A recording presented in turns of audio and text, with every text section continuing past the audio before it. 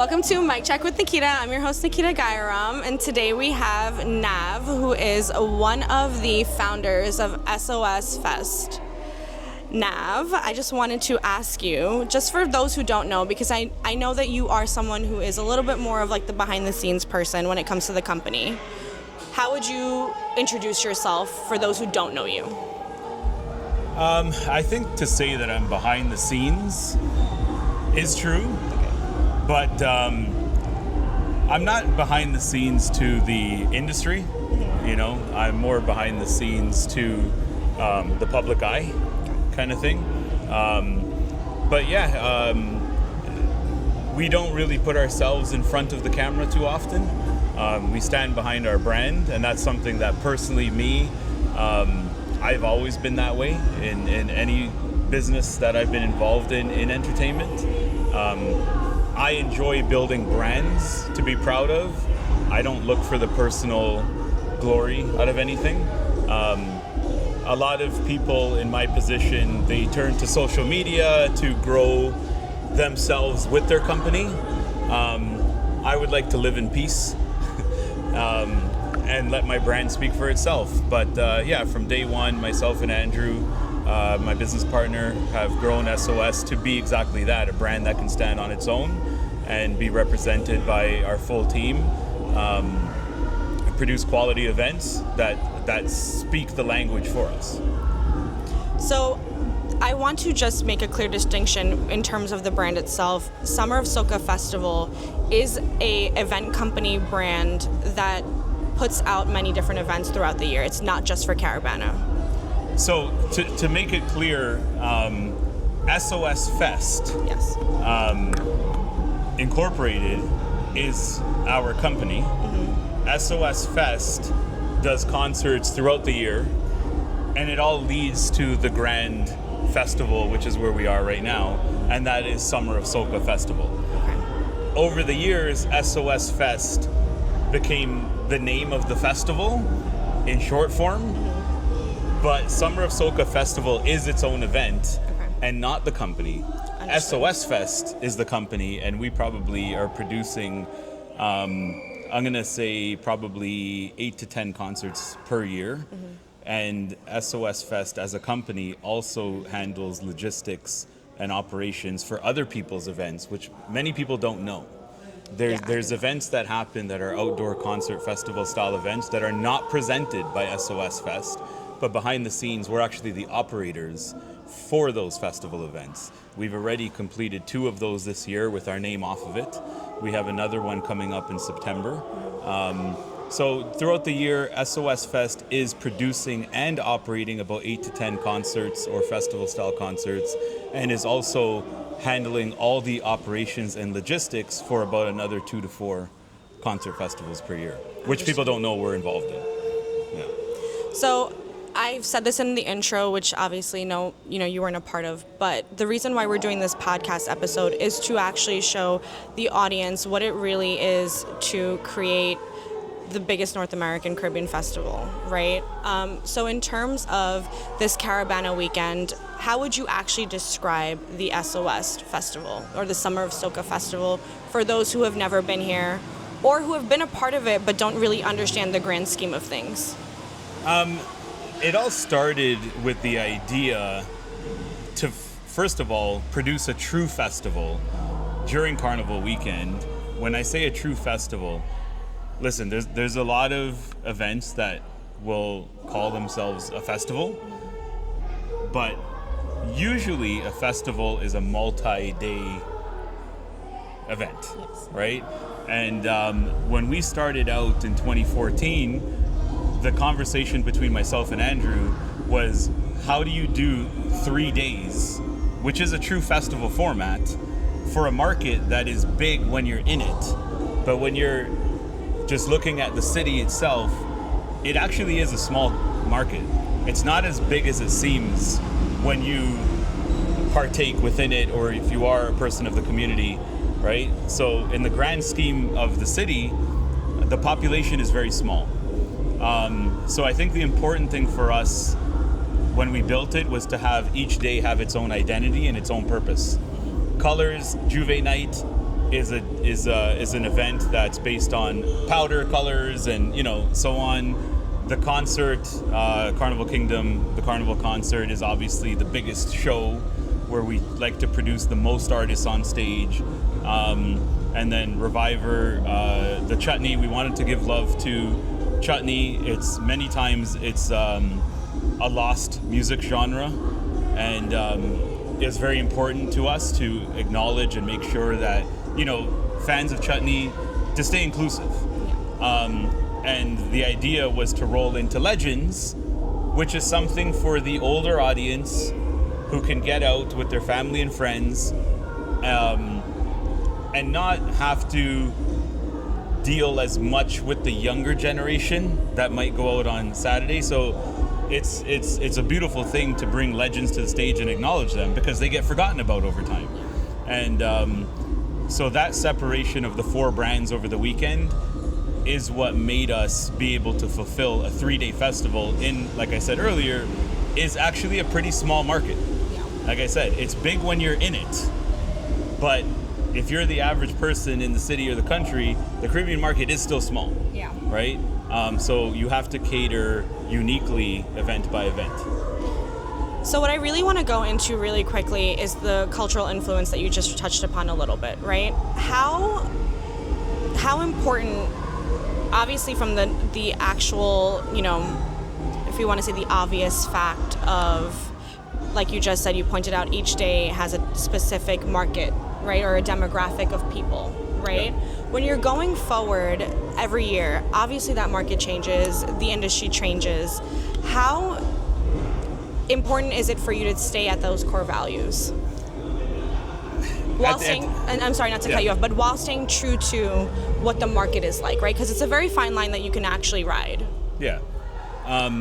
To be honest with you, when we started what we started, there was already a foundation of Caribbean events that were happening since day one around Caribana, and we were throwing them ourselves in nightclubs in our previous event spaces.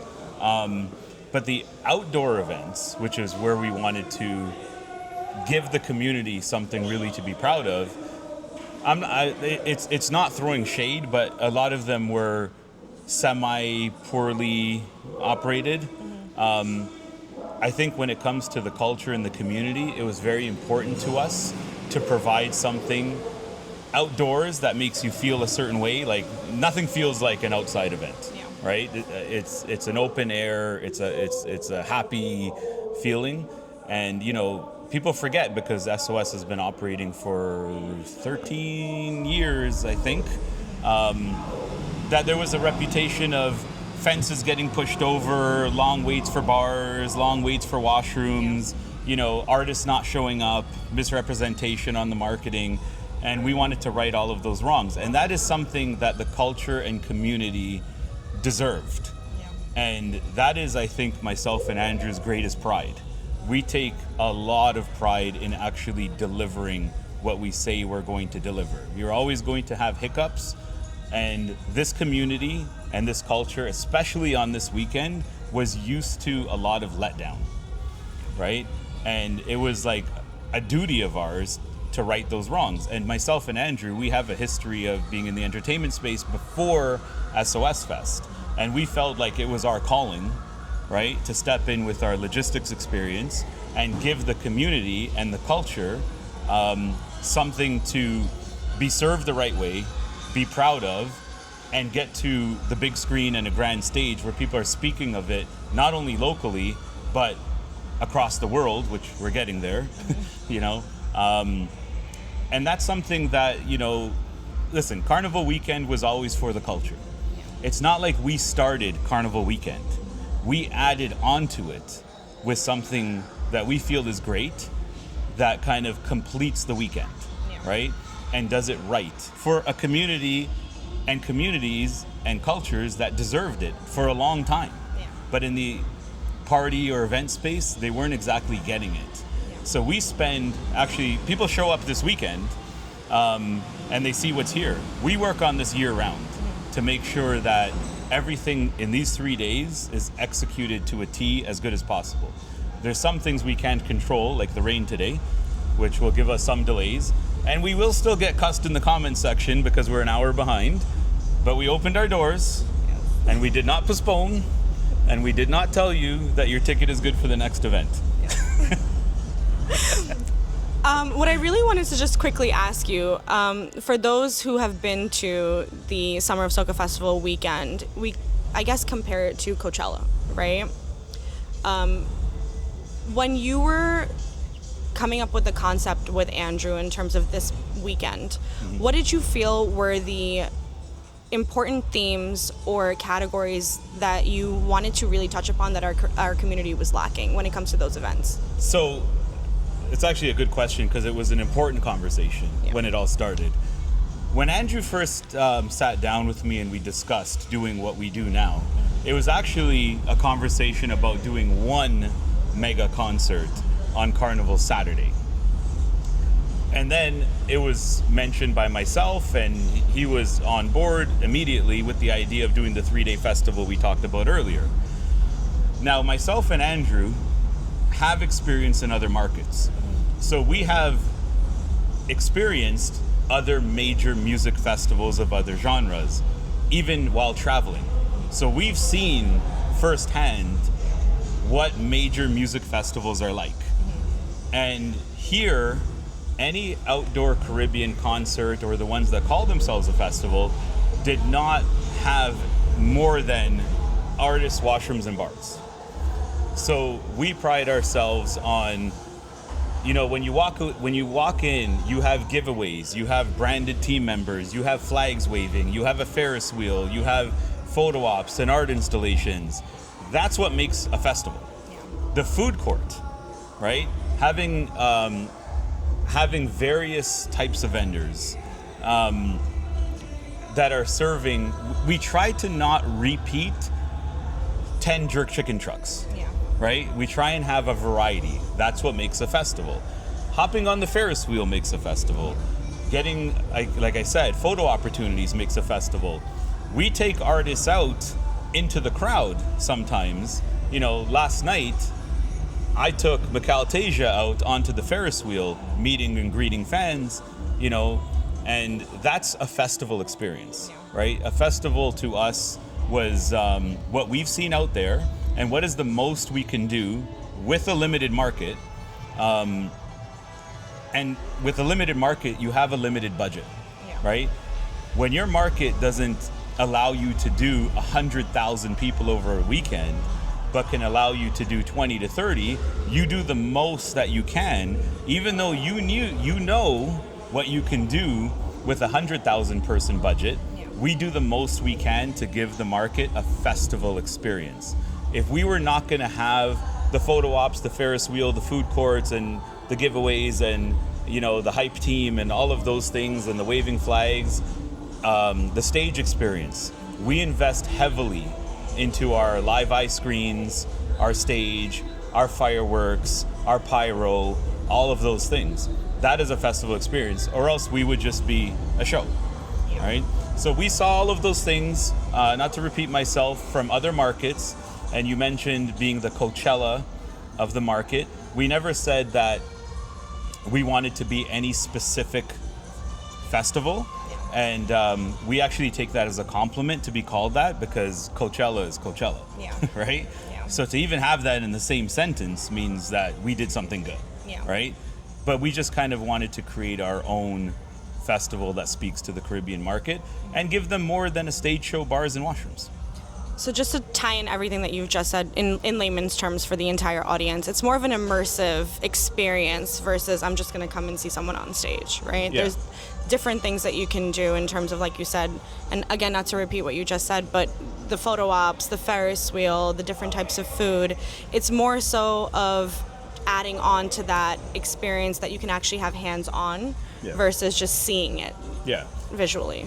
One thing that we always say in our closed door meetings is, number one, we are here because of the artists, right? Their art, their ability, their stage presence, the music they give us throughout the year.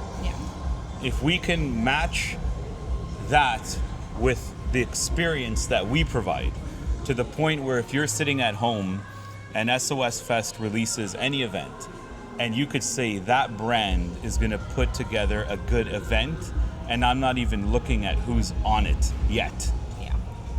So we've seen that work for us because we actually don't release our artists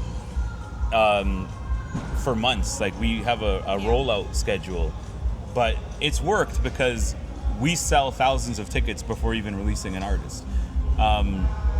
So when you match experience, 50% artists, 50%, that's a recipe for success. Yeah. Well, I just wanted to say thank you so much for being here. I can literally pick your brain up all day. This is actually amazing for me.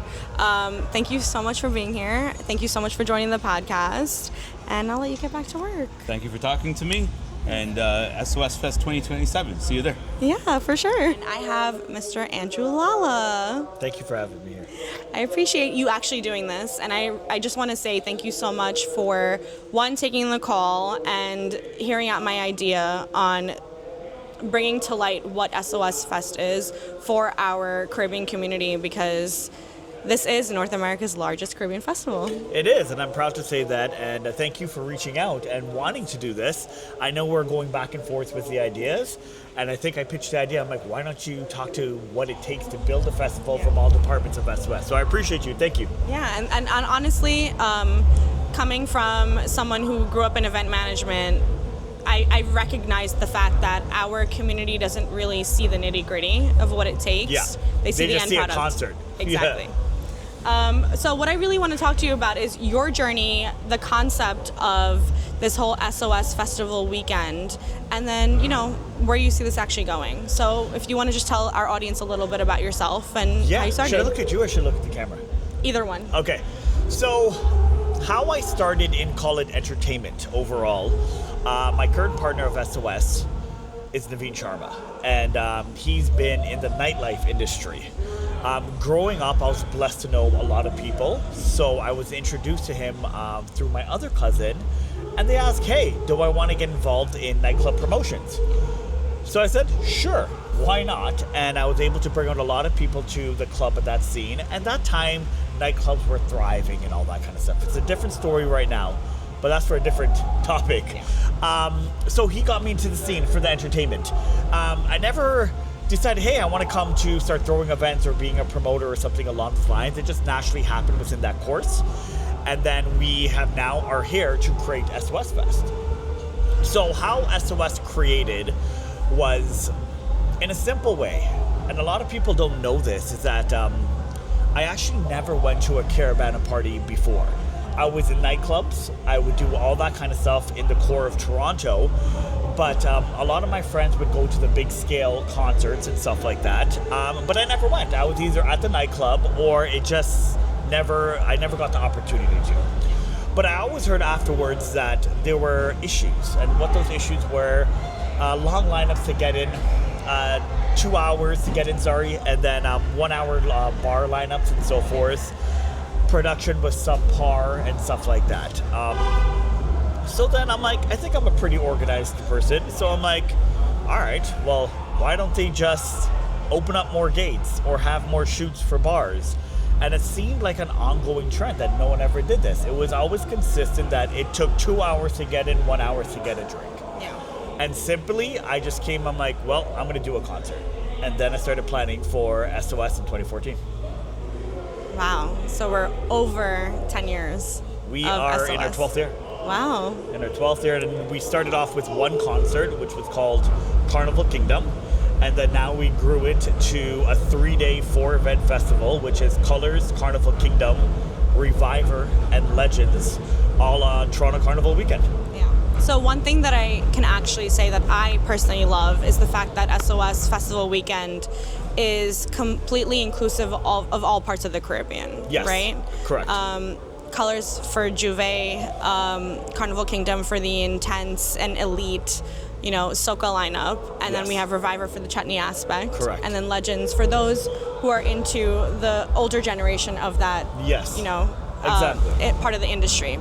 That being said, I've also heard a lot about, and also experienced, what it's like to be backstage, the intense, or I don't want to actually say intense because sometimes that's a negative connotation, but the important aspect of treating all of your artists equally, making Yes. sure that they all have the same experience, no matter if they're new in the industry, if they're veterans in the industry. But what I wanted to ask you is, your leadership skills play a big part in that. And personally, someone who's interacted with you before, it's nothing but professional. I appreciate that. That being said, what experiences throughout your career have shaped you to be the leader that you are today? Very That's a long. good, yeah, that is no, part. but it's a great question because a lot of people. The first part of me, Andrew Lala, a lot of people don't know this, is I went to university. I went to U of T. I have a specialist in biological anthropology, so I'm like Indiana Jones. And I was the president. I was the president of U of T, and no one knows that. And not like no one knows it. People who were at my university at the time know that I was a president, but no one else in this world, in the entertainment world, know that I have that type of catalog or knowledge behind me. I got into law school.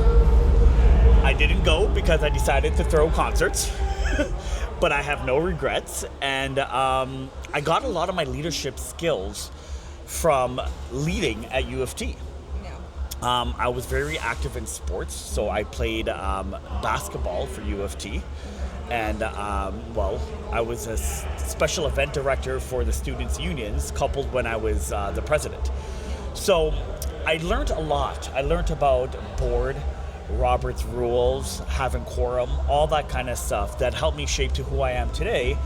But my journey's still not done because I'm always learning. So that is how I appreciate you saying I have leadership skills, and I think everybody does. You just got to learn how to tap into that, and then have the confidence with your decision and keep on going forward. So I'm not there as yet, but I'm always learning. So the one thing that I've learned talking to everyone today is that SOS has this core value system of, one, loyalty, two, there is a aspect of keeping relationships going. Right? Yes. Because every single person that I've talked to thus far have been people that have either been from the start or at least 3, 4, 5 years older in your company. That being said, what are the core values that you're very proud of when it comes to creating a brand like this? I think being communicative to everybody on that and being loyal and supportive, because there's so much expectations that I could have or for my support too as well, but they want to show up for me just like I want to show up for them, right? So being organized, speaking with them, listening to them if they have a problem too as well, and trying to proactive fix problems. In this industry, especially in the concert or the festival world, there are problems every single minute, and it's how proactive you are, and then you pay attention to them. I've learned that everybody needs some attention. Everybody likes to feel respected, and rightfully so, they should. And I think just having an open ear and listening is very key. Having a brand this big, or at least a company this big, obviously you can't do it all yourself, Naveen can't do it all himself, right? What are the parts that or the teams that you've created so that you can delegate those tasks to? Great question. So as we grew, our team had to grow, right? And one downfall that I have is that I try to do it all. And then I realize my phone is ringing, my WhatsApp messages are going off, my text messages, and I can't be everywhere. So the team started to expand, and I start to delegate. But I also knew to delegate because of my U of T world. And I said, think like me and do not call me if you know the answer toward it. You do not have to seek my permission. And if you do make a mistake, we can speak about it afterwards, but at least you were proactive to take leadership on that. So I learned to allow them to either rise or fall, and mistakes are okay. And I love mistakes because mistakes is how you learn. So I implore everybody to make mistakes and tap into your own self, because you'll be amazed when you're back against the wall what you can be accomplished. I know that we're getting a little bit into the nitty-gritty, but can you name all of the teams that you have under you that take to create SOS Festival Weekend? Oh wow, that would be a lot. I know. That's a lot Your of departments. main ones. We got artist relations and back of house hospitality. We have production. We have transportation and flights. We have logistics and security. We have parking control. we have media, we have call it a brainstorming session where we built out photo ops for all departments and for fan experience. We have a giveaway department. We have a merch department. We have an admin service that I can't be in front of my computer all the time. So when I get messages, I can forward it off and get that all done. And we have the biggest department, which is the fans.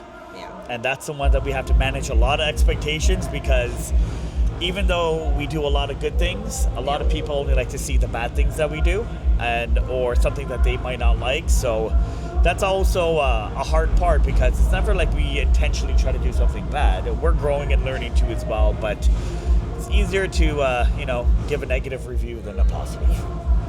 Do you take into consideration when you're creating your lineup for the entire weekend the controversies that are happening in the industry, the professionalism, the talks that are happening behind the scenes? Because, I mean, no matter how professional we can get, at the end of the day, our community tends to thrive on the gossip, on the controversies. Yeah. You know, do you take all of that into account when you're considering your lineup?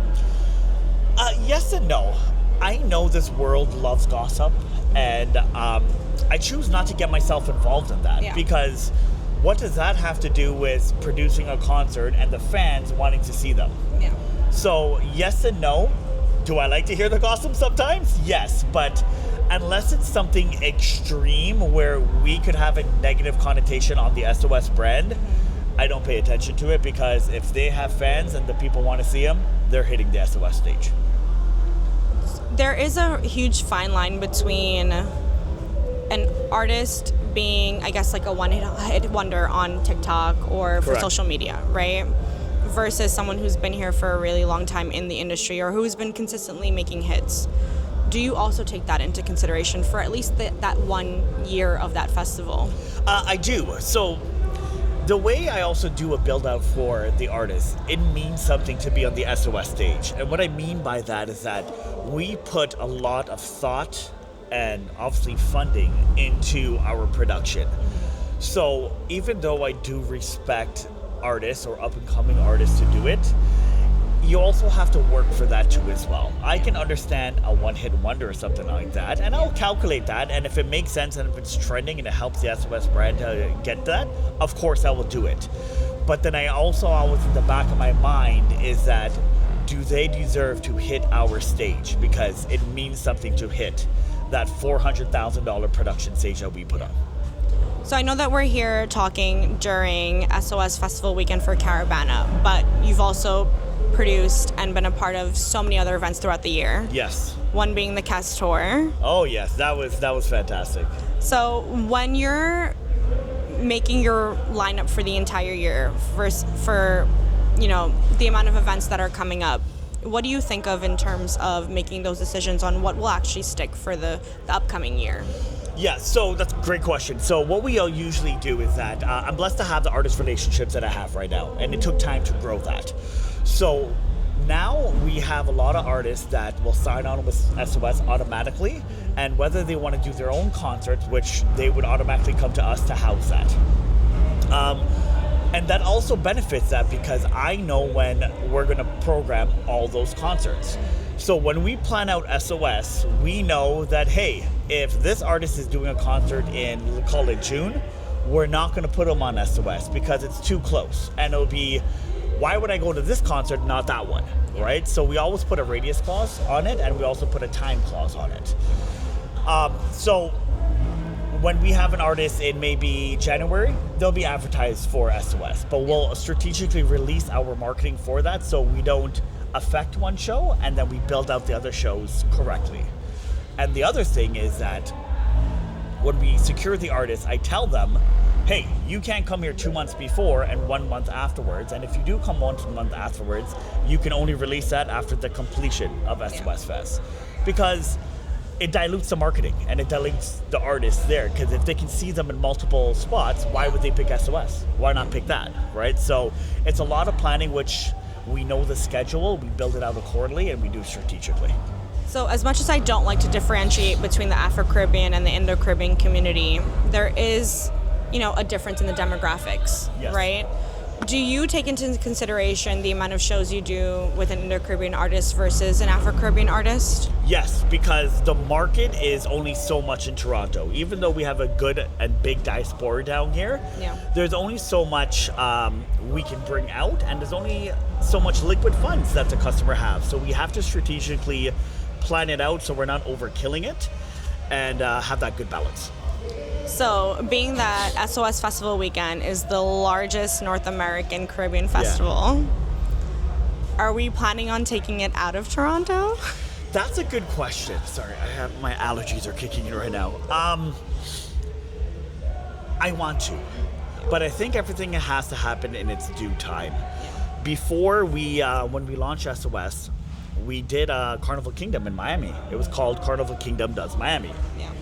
So we did it there, and unfortunately there's a lot of that's a hurricane season, sorry. So we did it 3 times down there, and we were on hurricane watch every single time. Not only us, the whole city, right?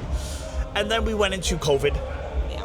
And then when we finally got past that, we're like, okay, people are different now since COVID, and there's financial hardship, and we have an economic crisis right now. So like, let's focus on Toronto. Let's make that perfect, and we're not there as yet, and then we can look at other countries and cities and so forth. So it's on my radar, but I want to make Toronto the mega one. So I just have to say, as a New Yorker, Yeah. I'm waiting for you to bring it to New York, please. Because as much as I love coming here to Toronto for Caravana Weekend, I think that we're missing a Carnival Kingdom, at least. And that would be good. See, I would love to go to New York or other cities, but then going back to other concert producers, they might feel we be stepping on their toes and so forth, like that. So, but sometimes that's okay. It is. For it the is love okay. Of the culture, so right? It's okay. It is. I get it, and I do respect that, but. Like I mentioned before, it's on our radar in due timing, and we'll do it. When we do it, we'll do it the best. So just one last question for you, because I know that it's a busy, time for you. But 5 years from now, where do you see the dream of SOS Fest going to? So the other day at the beginning of this weekend, one of my friends sent me over an image of Tomorrowland. Tomorrowland is a massive EDM festival, and it said in 2005 they had like 4,000 people. They showed me a picture, small stage, X amount of thousands of people. Now Tomorrowland is like over 50,000, right? I don't know about getting to 50,000, but I love that growth. I love that production. I love that stage element. So. The job's not done. I would like to get our numbers up and keep on going to be recognized worldwide.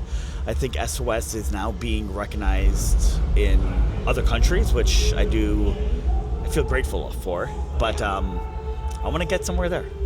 I mean, considering you hit 12,000 for Carnival Kingdom yesterday. Yeah. Almost, right? Yeah. Or a roundabout. And maybe give or take. Can't tell you You're the almost exact there. numbers. Yeah. You're almost there. Yeah. We're almost there, and we're growing. So over the whole weekend, we do 30,000 plus people, which is fantastic. Wow. We're getting there, but the job's not done, and the team is there to support. We're growing in every single type of way, whether that's relationships, venues, and or artist development. So it's great to have that. Even with Markham Fairgrounds, we're the trusted company to host all the concerts here. Even if somebody else wants to come in as a third party, they go through SOS because we do a good job. We're proud of that, and we respect our city and our authorities around that. So we'll keep on growing. So I know that we're pretty much done, but I just want to say thank you so much for allowing me to do this. I appreciate this. that. I just want to 1 second just say I had a pinch me moment yesterday because for a normal person in our community, a regular human being, to be able to sit here and have this conversation with you, it's a big deal for me. Thank you. Thank you.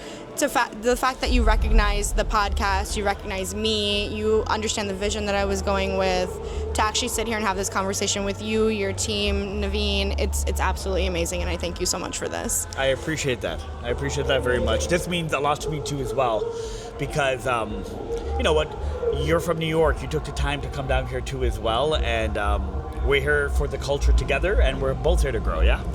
Thank you so much. No problem. I Thank you so much. this. We have Miss Patrice from the SOS Fest family.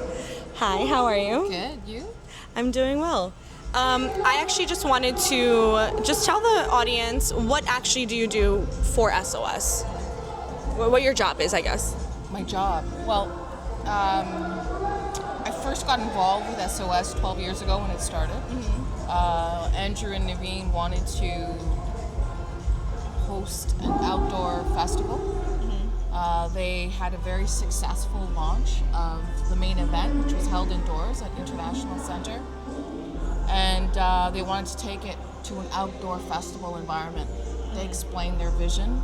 They were introduced to me through a mutual friend, which was a client of mine at the time, who said that they should connect with me because they wanted to do an outdoor festival, and I have history of putting together logistics for the Toronto Caribbean Carnival and permitting and some of the things that would be required for infrastructure to host an outdoor festival. So they explained their vision, which is close to my heart, growing up as a Caribbean Canadian child of Trinidadian Venezuelan descent, Venezuelan Chinese descent. And their main thing was they wanted to provide a platform for the Caribbean artists and the genre of soca, and the Caribbean music at large. And they wanted to really put some great production value behind it, which no one had done. No one had really committed to in delivering a full show, which includes live bands, dancers, which started from the beginning with pyrotechnics. I mean, they really set the bar for what production should look like for the genre and respecting it. So I was completely impressed with their intention and their vision, and I was on board 100% to see that through with them. In terms of... Sorry. Here we are 12 years later, right? So... Wow, 12 years. It's been 12 years. What I wanted to just give the audience a little bit of context was, what is your job today when it comes to being a part of SOS? Well, it first started more on an operational sort of basis. What's required for the environment, how many shoots, what space, which way should the speakers be directed, like all of the logistics part of the operation, what the artist experience should be like, what the catering should be like, what the needs may be. I have history with an entertainment company myself, and knowing what the artist's, experience should be, and so I had something to contribute there. And over time, the team grew, and they were able to bring in other friends that they were able to delegate responsibility to once there was a framework to work with, right? And they were able to kind of have a specific area that they would focus on. And after 10 years, I felt we were ready to engage proper large-scale partners in sponsorship. Prior to that, we had partnerships with vendors, which were select vendors. There's a lot of people that are interested in being a vendor at SOS, understandably so. But we were looking for a variety, people that believed in having fresh food, majority of it done on site, which adds a nice, wonderful element to it. I also make sure that the vendors are not really overlapping. Well, the last thing we want to have is 3 doubles or 4 or 5, 6 roti partners and 10 jerk vendors. We want to make sure that the patrons have a variety. So that was important, and also not being overcrowded. We want to make sure they are earning a good income, and they're able to stay with us, long term, and we build it together. I'm proud to say that here we are 12 years later, and we have vendors that have been with us the full 12 years. So just in layman terms for our audience, when we talk about vendors and sponsorship, we mean the people that they can buy the food from outside. Absolutely. We mean, I'm sitting on a pillow right now that actually says Hennessy on it. Correct. Right? Oh, I'm sorry, I just dropped that, but that's okay. Hennessy on it, right? So this would be something that you would be facilitating and kind of making sure is a go when it comes to festivals, for this festival itself. Absolutely. Or anything that SOS does particularly. Yeah, absolutely. That does cover the vendor side of it in terms of those restaurant partners or food vendors, caterers for backstage, and also just sponsors in general that are looking for visibility or looking for engagement with the patrons that guests that come to this festival. So we have a great relationship with Hennessy this year and the past couple of years. We're growing it with Hennessy, Moet, and Shandong brands. Wow. Belvedere Vodka is on board with us. Many different other partners, but Black Fly came on as a new partner this year. Yeah. So she's the reason why we have great food at an SOS Fest, guys. And that's not just to I don't want to just minimize it to that point, right? But I think that when it comes to the patrons, unless it's really in their face, they kind of don't understand all the amount of logistics. And I'm not saying anything towards obviously the patrons, but I'm just saying when it comes to such an event like this and the multiple events that SOS Fest does, there's so many different logistics departments, people that are involved to make it an immersive experience that it is. Sure. So I just wanted to say really quickly, thank you so much for doing this. I know that you were put on the spot. Completely. But this was amazing, and as everyone in the audience that will be watching this episode, I've learned a lot. So this is great. Thank you so much. And right now I have with me Mr. Foster, who is the head of security for SOS Fest. Hi. Hello, how you doing? You were so much nicer before the camera rolled. You guys can't. I don't really laugh and smile, but you're making me laugh and smile. That's a good thing. It is a good thing. Being head of security, are you able to tell me, if you can tell me off the top of your head, the different departments or different teams that you have under you to create something of this caliber? I have different teams. We have in-house security here. They cover the grounds, they cover the entrance and exits for the exterior part of the building. Myself and my interior team that we have here, we cover all the spots where basically where money is exchanged and stuff like that. So we keep an eye on those places. And the grounds transportation when they come in, I got a security guy on that we move the artists back and forth from the stage to back of house, sort of situation. And obviously in a path where it's not the general public, they can't see what we're doing behind the scenes. That's why obviously we're doing this. Yeah. But so all in all, security wise, there's about 3 or 4 different separate people, or I say groups, that are working together just to get one day done. So I just want to take a second to just explain this to our audience, right? When you're booking a venue, obviously a venue has their own in-house security to make sure their venue isn't intact, right? Well, basically. most of them. Well, for the most part. For at the least most part, at least yeah. when it comes to whatever SOS is in terms of Markham Fairgrounds here. well, we're talking about 150, 200 staff, right? Yeah. Just for security alone to secure the venue properly. And then in terms of the teams that SOS has under them, in terms of security itself, we're talking about entrance points as in general admission, VIP, backstage. Correct. As well as when you said transport, meaning the people that are bringing the artists who are performing to you from the hotel to the venue, from the back of the stage to the actual stage itself. Is that That's correct? Yeah. Okay.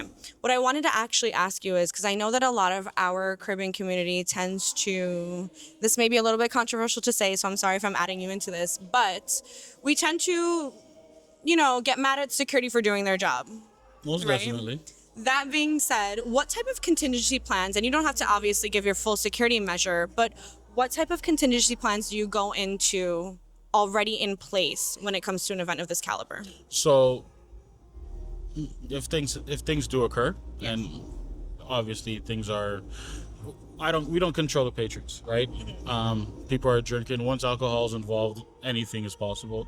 So basically the in-house staff that's here, they monitor the grounds They monitor their first contact, most likely. If things get to a different level where it escalates, then myself or one of my team members will have to intervene, right? Another important aspect, and we can't leave this out, is that we do have police here. Like, police is always going to be at the venues, and we interact with them as well, and work with them as well. They're basically here they're more of a response unit if it gets to a level where that's needed. Are there any security measures put into place of like medical emergencies, or would that be Definitely. all on? No, definitely.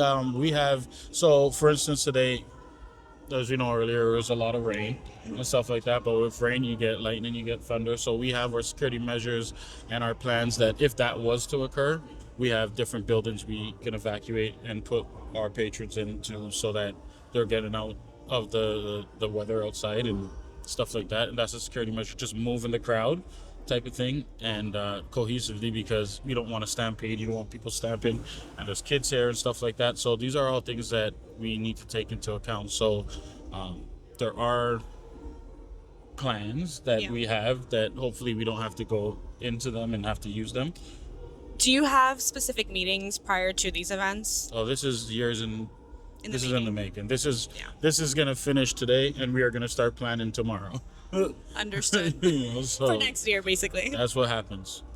Well, I just wanted to say thank you so much for being here. I know that you were put on the spot with this, but I feel like this is really great information for the SOS patrons as well as our Indo-Caribbean community, because, you know, we see security always, but we sometimes take them for granted.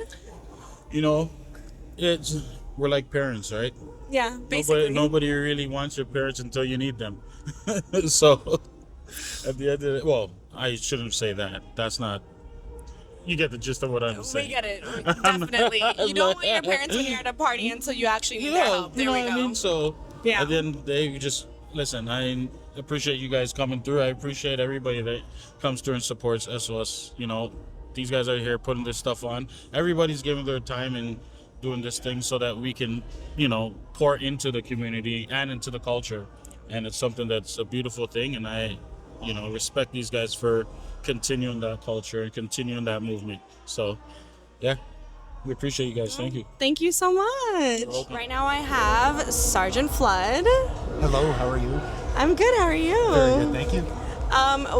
The reason why this is actually a very interesting conversation for me is because a lot of our patrons, or even someone like me, don't really understand, or not just understand, but actually see the fact that such a big event company like SOS Fest actually works with the police when it comes to creating safety measures, right? Yes. So what I really just wanted you, if you can, let our audience know exactly what you do when it comes to anything related to SOS Fest, and what would be your purview, basically. Do I look at you or do I look over there? Anywhere. Okay, amazing. So my name's Sergeant Flood. I'm with the York Regional Police, and I'm a sergeant in what's called the Community-Oriented Response Office. So in our office, we work with community groups, and we help plan safety measures for any special events that are happening in our area. So for about 4 years, I've worked with the SOS crew with this particular festival, and my role, early on in the year, we sit down and we look at projections for attendance, vendors, everything we can. We compare it to global threats, everything that's happening in and around the GTA and across the country and the world, and then we make security recommendations to the organizers on what we would like to see to make an event as safe as possible. So, being that you've worked with SOS Fest for a couple of years, if you can just give me any logistical information in terms of safety, right?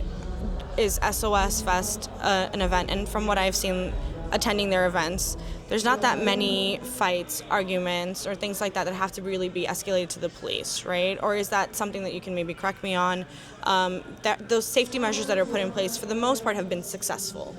Yes, and so that's one thing that people don't actually realize. You don't see it because it's happening incrementally throughout the day. Yeah. But from pulling off the road and being greeted by the first parking attendant to all the security personnel in the parking lot coming through the gates and then being screened by security, then coming in, then seeing the police. We have about 12 police cars here that are parked strategically, so when you enter the venue, you're walking past them. So it's in the back of your mind that there's a ton of Yeah. police and security here. The security folks here with BDG are all wearing high visibility uniforms by design, just so it's always in the back of people's minds that there's security and law enforcement all over the place.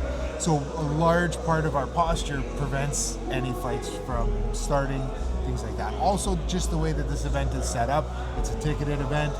People are here to have a good time. Nobody wants to get thrown out and miss the party because the lineups are incredible. Yeah. The artists are incredible. So people want to stay for the whole experience. When do you really start planning with the SOS Fest team in terms of this event? So for this particular event, probably in about February is when we start looking. And that's just very early onset meetings. We meet up, we go over last year's event, we debrief, we point out any concerns we had, any problem areas we found, and then we can tighten them up for next year. Are you a part of just in terms of the Caravana events for Markham Fairgrounds, or are you a part of other events that SOS does? So I work with SOS, and they run operations for all the events at Markham Fairgrounds that are music related, Yeah. which is fantastic because we have a good working relationship. So Mark Anthony's got my personal cell number, I got his, and Yeah. we can bounce things off each other with a bit of familiarity. But in my role, I oversee all of 5 district for York Regional Police, which is Markham and Stouffville, and I see all the events. So I won't cast aspersions on anybody because everyone's just trying to have a good time. Yeah. But you can really tell the difference between a well-organized event like this one and some of the other events that are not so security conscious. And then in the results we see are the fights and the parts of the events that make it unpleasant for people to come Yeah. and see. So this is why we work so hard with SOS, and they do such a great job at keeping everything tight in here so we don't have those problems. So I just want to point out for our audience, we've right now, so far in this episode, we've had about 3 people that have been a part of creating the plan for the security measures, right? Which I think is absolutely amazing when it comes to SOS Fest because we have law enforcement, we have the director of operations, we have security. They're all coming together to make sure that there is a very safe festival weekend for our patrons. And I think that's absolutely amazing. And another thing that people don't realize is when they see police, they just think we're here to arrest bad guys. We build into our security plans emergency weather plans. So what do we do if a tornado touches down? Where are we putting people in mass casualty events? So there's a ton of planning. I work with my colleagues in the fire department and EMS, as well as SOS Festival. So there's many hands working behind the scenes to develop these plans. Like EMS, the paramedics that are working the streets today know how to get into the venue and where to access patients. And this is all pre-planned. This is all to get people to medical care if required, fast and smooth. So in an event of like our tornado, where the evacuation process would be, if we, I'm not talking geographically because I'm not really sure about this region, but like if there's earthquakes, if there's hurricanes, like all of those security measures are something that you take into consideration. Life safety is our primary function here. As far as like people getting in trouble, we don't tend to arrest a ton of people, especially not up here. Our job is to keep everything moving smooth and being here to help. So a lot of times kids will get lost, we can help find kids. We're very high visible and we can help people with whatever they might need. So in terms of like today, as Reviver SOS Fest had, we had tons of rain, right? So being that there was sort of an idea that maybe there was going to be lightning, would that be your call to say we're stopping the event because of that? No, it wouldn't be my call to stop it, but I would work with Mark Anthony and the rest of the team, and if they decided it was going to stop, then we would put that plan into action of how to evacuate the fairground smoothly and safely and get everybody to a safe spot, or bring them inside. We have alternate plans as well if something like detrimental was happening, where we could bring people in shelter and keep people safe. Well, thank you so much for doing this. I appreciate it. It's an absolute pleasure, and thank you. This is like my favorite part of the job, is like smiling and talking to people and having positive interactions with people. Thank you so much. Thank you. And I have Siobhan, who is the manager of Back of the House here for SOS Fest. Hi. Hi. Thanks for having me. Of course. So just for those who don't really know what it means to be the manager of Back of House, Like, if you can explain it for everybody. Back of house wants to create a very calm environment for our artists that come in and ensure that they have a great experience as well before they hit the stage as well as after. So I don't want to label back of house as just like hospitality for the artists, right?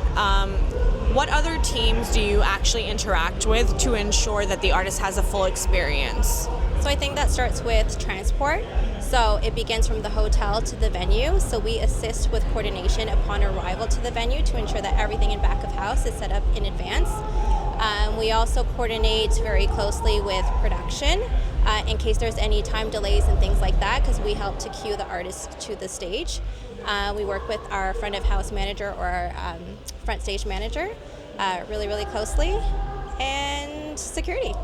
So one thing that I've learned throughout this entire episode that we've been creating and talking to the various departments is that for the most part, this is muscle memory for you all, right? You have a core team that you've been working with for years, but from time to time, there are conflicts that may arise. How do you handle that when it comes to the artists, their managers, riders, the various things that may happen back of the house? I like to say that as of right now, we're a well-oiled machine. We've been in this for over a decade, and so I think that we've grasped a strategy now so that when things arise, it's usually minor things that we're able to troubleshoot in the moment. We've never actually had anything major happen, knock on wood. But when things do happen, again, we just manage it in the moment, and we've always been successful in doing so. So the one thing that I do want to point out is, and I know I may be putting you on the spot with this question, you are a woman in a man or a male-dominated industry working with one of the biggest brands probably in our entire, Caribbean culture. For the women that want to be in your place, the women that want to strive to be in your place, the women that want to be around the artists that we actually, work with or that are pioneering or pushing forward our culture, what do you want to say to those women? I would say my greatest advice to anyone that wants to be in this position is to always be humble and carry yourself with confidence. I think that carries you miles and miles down the road when remaining humble, because you're dealing with so many celebrity personalities and things like that. It's easy to get caught up in that, but I think once you keep yourself grounded, the artists and their management really appreciate and respect that, and it calms them down too, because a lot of them get nervous too, right? So when you approach them with that humbleness, just that calm demeanor, I think that it's really meaningful in creating that personable relationship with them as well. And carrying yourself with confidence. Of course, this role carries a lot of weight, challenging situations that you may be put in, and so as a woman, sometimes you could fall back, right? Yeah. Especially if you're soft-spoken, but it's important to carry yourself with confidence and make those decisions and back it up. Yeah. Well, thank you so much for doing this. I know that this has been a crazy weekend for you, and I appreciate you for this. Thank you so much for having me. Thank you. Today we have Mark Anthony, who's a part of the SOS Fest team.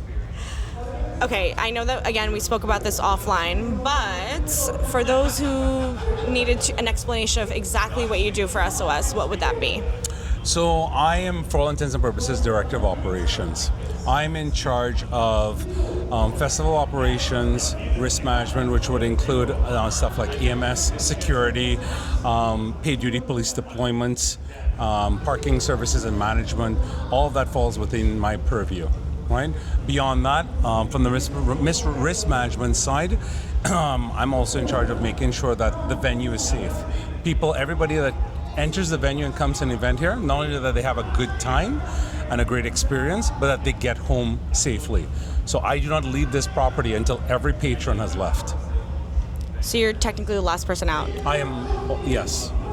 Wow. So if an event goes to like 4 a.m., you're going to be out of here like 6? The event will be done by 1 a.m., but if somebody is intoxicated or has a medical emergency or is missing on property, I will stay until that person is found or transported safely.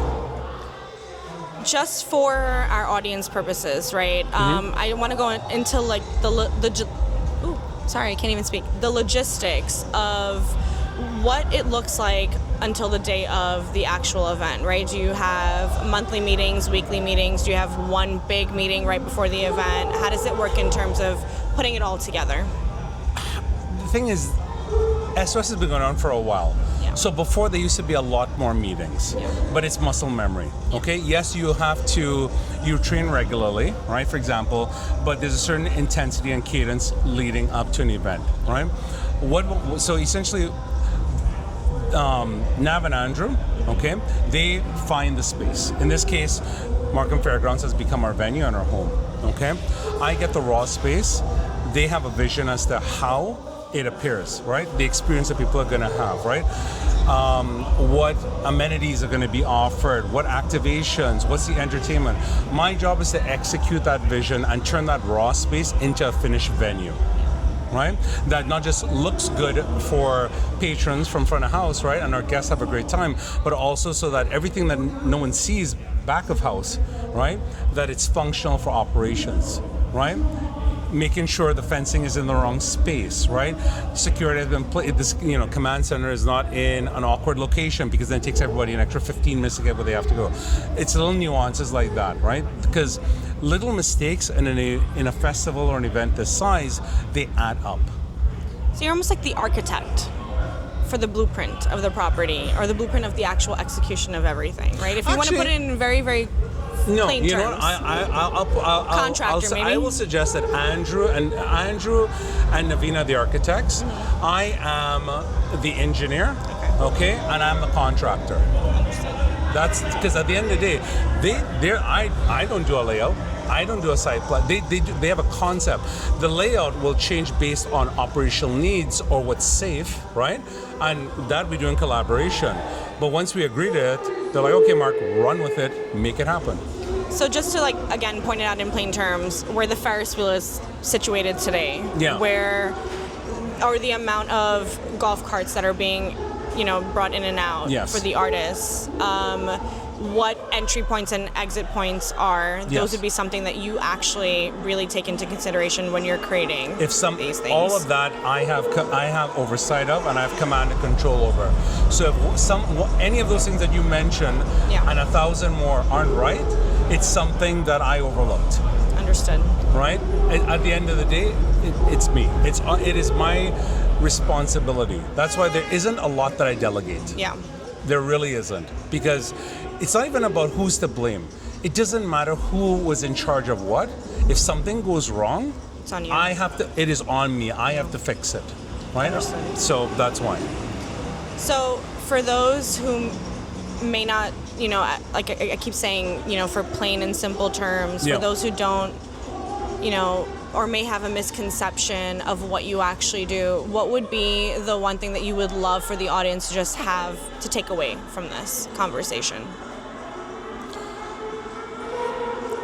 That we all have very different personalities in SOS, but the overriding thing more than anything else, look, it is a business, it is an event, it's to have fun.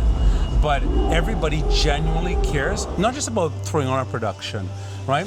I was a venue once upon a time. I was director of operations at Wildwater Kingdom, which once upon a time was the largest water park in Canada, then in Ontario. Okay, and I dealt with a lot of, as a venue, I had a lot of event organizers or promoters. I don't like to use the word promoter because it's a little bit denigrating, but event organizers, okay, where they came in and halfway through the event, they're smashed or drunk in their own party, right?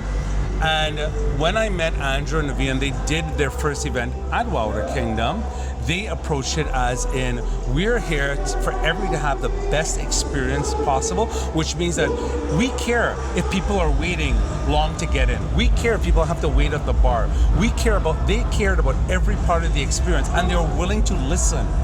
Right? Because every organizer, even it doesn't matter how experienced they are, they do a handful of events. When you're a venue, you are dealing with everybody's events, so you get a different perspective, right? And they were open to it, right? Even though they had done dozens, maybe even hundreds at that point in time of events, right? Smaller, of course, right?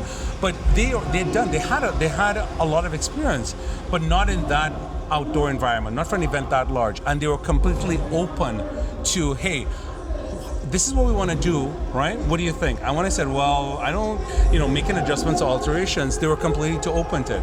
And and listen, I don't know everything, right? And we have all grown together, right? We all bring something to the table, right? And Yeah, I mean, I do my part, but there would be, here's the thing. There would be no SOS without them. There would be no event without me. I mean, that might sound like a mic drop, No. but that's kind of what it is. Yeah. Right? I want to just ask you, Yeah. you've been a part of the core team for a really long time, right? Obviously, like you said, it's muscle memory at this point in terms of creating events like this or putting on events like this. Is there still a debriefing process where you actually say what worked, what didn't? Oh, 100%. It's never. So when I say muscle memory, it's always a different race. It actually is, right? It might seem like it's the same venue, but there's always little things that happen. Simple things like, hey, guess what? They changed the electrical system. I'm serious. There's a lot of infrastructure stuff that we have no control over, right? And so as these things change, even like, for example, it rained today, okay? For those of you who don't know, it rained today a lot. The point is this. They changed the grading in that lot. So when I saw the weather forecast, I actually had to kind of take into account where we're going to shift stuff if it rained a lot this weekend, right, on a particular day. Why? Because putting, for example, the merch store in a different area, or putting the tents that are out there for patrons in a different area, if it was 15 or 20 feet off, they would literally be in an irrigation, like they'd be in a drainage path, which means they'd be flooded out. It seems like such a minor thing, and if it was sunny, nobody would know. But on a day like this, those are things that go wrong. And so now you have a family that's come, they spend their money, this is how they're spending their whole day, and their feet are soaked for the entire event. It's not a fun way to have an experience, right? And my background being from the theme park industry, right? So recreation and entertainment facilities, I'm accustomed to, whether it's be a trampoline park, water park, theme park, you only get one chance to make a first impression on someone, right? And they've earned that money, and they are trusting you to give them value for that. And you only get one chance, well, unless they're a season pass holder, but this is not that thing. But you only get one chance to give them that experience, right? And if you mess it up, you just ruin that person's day, right? More than their day, because people think about that event or whatever they're going to do leading up to it. Anticipation builds, and now you've just really let them down. And that's what it comes down to. I just have to say I've learned a lot, because these little logistical questions or things that you think about, I've never thought about them ever.